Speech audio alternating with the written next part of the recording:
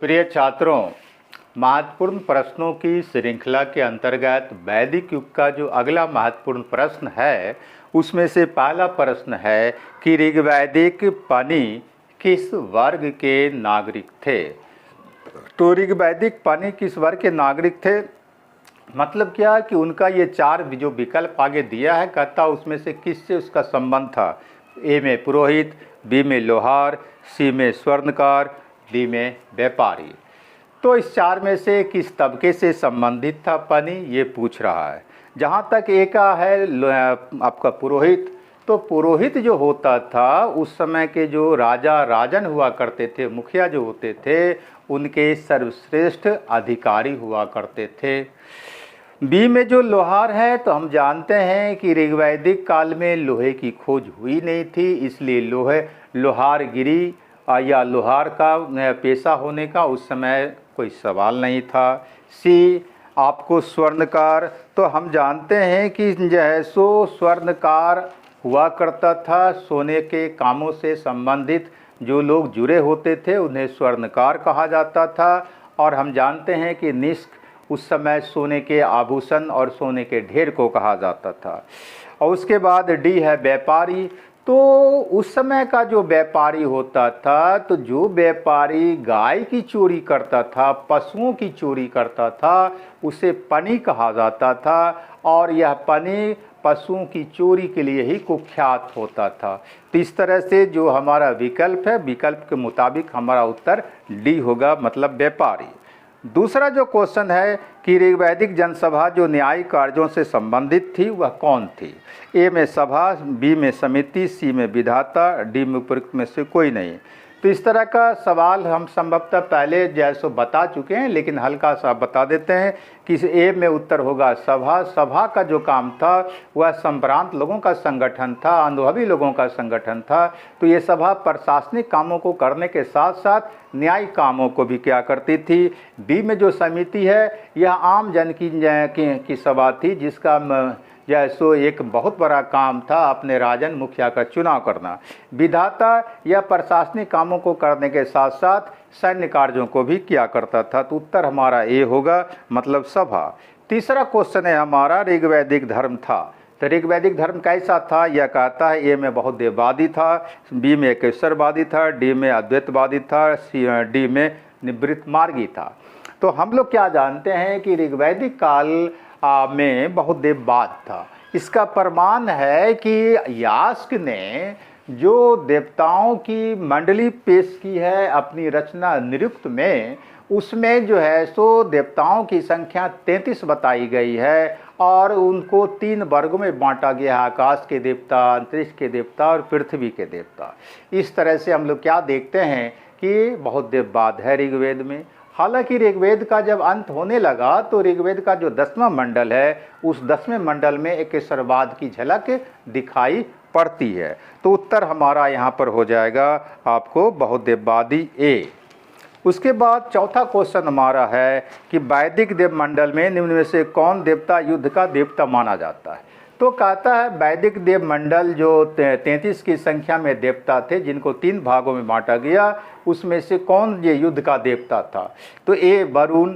तो वरुण जो थे वह तीसरे महत्वपूर्ण देवता थे, उन्हें जल या समुद्र का देवता कहा गया है और वे ऋत मतलब प्राकृतिक संतुलन के रक्षक माने जाते थे। बी में जो इंद्र है, इंद्र को ही पुरंदर कहा गया है, दुर्गों को तोड़ने वाला कहा गया है। और इंद्र उस समय के सबसे महान जो है सो प्रमुख देवता आर्यों के थे, जिनकी चर्चा ऋग्वेद में 250 बार हुई है।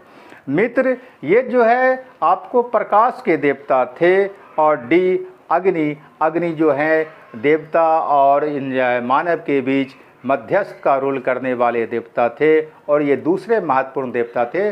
ऋग्वेद में इनका 200 बार चर्चा हुआ है। तो क्वेश्चन के विकल्प के मुताबिक यहाँ पर उत्तर होगा बी, मतलब इंद्र। उसके बाद पांचवा क्वेश्चन है कि ऋग्वेद की मूल लिपि थी। ए में देवनागरी, बी में खरोष्ठी, सी में पाली, डी में ब्राह्मी। तो हम लोग क्या जानते हैं कि देवनागरी, खरोष्ठी और पाली जो लिपि है यह ऋग्वैदिक काल के बहुत बाद सामने आती है। तो ऋग्वेद की जो लिपि थी वह जो है आपको ब्राह्मी है। उसके बाद अगला क्वेश्चन है कि वैदिक कर्मकांड में होता का संबंध है। ए में ऋग्वेद से, बी में यजुर्वेद से, सी में सामवेद से, डी में अथर्ववेद से। तो कहता है कि होता क्या होता था, यह जो है पहचान करने के लिए कहता है। तो हम लोग क्या जानते हैं कि होता जो ऋग्वेद के मंत्रों का उच्चारण करने वाला होता था पुरोहित, उसी पुरोहित को होता कहा जाता था। यजुर्वेद के कर्मकांडों को जो संपन्न कराने वाला पुरोहित होता था उसको अध्वर्यु कहा जाता था। और जो है सामवेद के मंत्रों को जो गायन करने वाला पुरोहित होता था उसको जो है हम लोग उद्गाता जो है उस समय कहा करते थे। और जो है इसके अलावा अथर्ववेद के मंत्रों का जो उच्चारण करने वाला पुरोहित होता था उसे ब्रह्मा कहा गया है। तो इस तरह से ये जो है जो क्वेश्चन है, क्वेश्चन के हिसाब से हमारा उत्तर ए होगा, मतलब ऋग्वेद से। अगला क्वेश्चन है 7वां क्वेश्चन कि प्राचीन भारतीय समाज के प्रसंग में निम्नलिखित शब्दों में से कौन सा शब्द शेष 3 वर्ग का नहीं है। तो 4 ये शब्दों में शब्द का विकल्प दिया, कहता है उसमें से कोई एक ऐसा है जिसका कि तीनों से संबंध नहीं है। ए में है कुल, बी में वंश, सी में कोश, डी में गोत्र। तो कुल, वंश, गोत्र वह परिवार से संबंधित है और कोश जो है इसका अर्थ भंडारा होता था उस समय। तो जाहिर सी बात है उत्तर जो हमारा होगा वो सी होगा, कोश। 8वां क्वेश्चन है कि ऋग्वेद में उल्लिखित प्रसिद्ध 10 राजाओं का युद्ध किस नदी के किनारे लड़ा गया था। तो इस तरह के क्वेश्चन पर पहले भी हम बात कर चुके हैं। यह परसनी नदी के किनारे जैसे लड़ा गया था, तो इसका व्याख्या हम नहीं करते हैं, आगे बढ़ते हैं। अगला 9वां क्वेश्चन है कि भारतीय संस्कृति के अंतर्गत ऋत का अर्थ है। तो ऋत का क्या अर्थ है, हम अभी थोड़ा देर पहले बोल चुके हैं कि ऋत प्राकृतिक शक्ति का संतुलन हम जैसे ऋत को कहा जाता था और उसका रक्षक किसको कहा गया है, वरुण नामक देवता को कहा गया है। इसलिए उत्तर जो यहाँ पर होगा वो प्राकृतिक नियम होगा। उसके बाद अगला 10वां क्वेश्चन है कि संस्कारों की कुल संख्या है, कितनी संख्या है ये कहता है। ए में है 10, बी में है 12, सी में है 15, डी में है 16। तो हम लोग क्या जानते हैं कि जो है संस्कार का अर्थ होता है परिष्कार या शुद्धिकरण।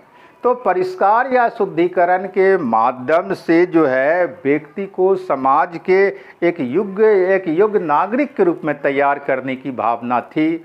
और जो है ये संस्कार जन्म के पहले से लेकर के मरने तक जैसो चलता था, मतलब जन्म पूर्व से लेकर के मृत्यु पर्यंत तक संस्कार जो है सो चला करता था। और जो गृह सूत्र है, गृह सूत्र में 16 जैसो संस्कारों का चर्चा है, 16 प्रकार के संस्कारों का। इसलिए जो उत्तर हो हमारा यहाँ पर होगा वो होगा डी, मतलब 16। तो कुल मिलाकर के 10 महत्वपूर्ण प्रश्नों की श्रृंखला हमारी समाप्त होती है आज। फिर हम लोग कल सुबह 10 बजे मिलेंगे। और एक बात याद रखें कि प्रश्नों का जो यह श्रृंखला का जो क्रम चल रहा है यह मंडे टू फ्राइडे, मतलब सोमवार से शुक्रवार प्रत्येक दिन सुबह 8 बजे हम लोग आपस में मिला करेंगे। और राज्य व्यवस्था से जो संबंधित क्लास हमारा होता है वह सोमवार से लेकर शुक्रवार तक शाम में 8 बजे हम लोग मिला करेंगे। Thank you.